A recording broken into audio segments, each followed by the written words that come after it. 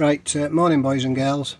I just want to show you a little video of the self-adjusters on these rear brake cylinders.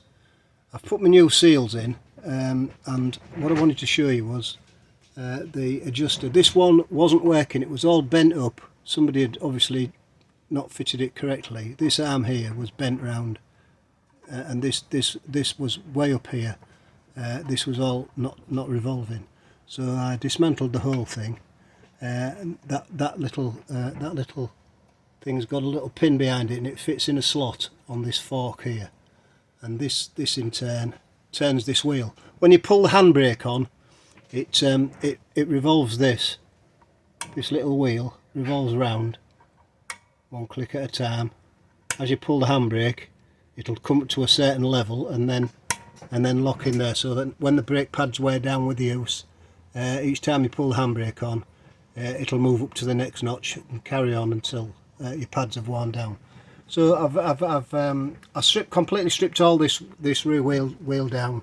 As you can see, the pads, they've got loads of meat on the pads. I've just given them a bit of a rub down and a touch up with some black paint. I did notice that the pads were a little bit glazed.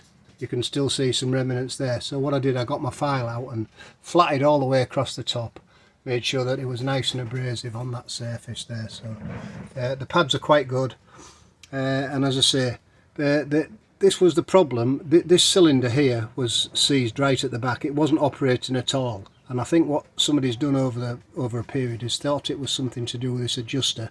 They've messed about with this until it was broken and then obviously left it. So this wheel wasn't working at all, this brake wasn't working at all.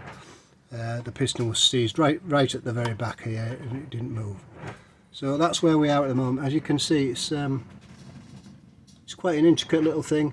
Now if I hadn't been able to fix this, I was quite prepared to resort back to the self-adjusting brakes, which would have just meant buying a replacement for this part here, which was available at AH Spares. And just buying an ordinary wheel cylinder, which was cheaper than the self-adjusting one, and I could have just resorted back to the self-adjusting the brake cylinders. But I've managed to free that off.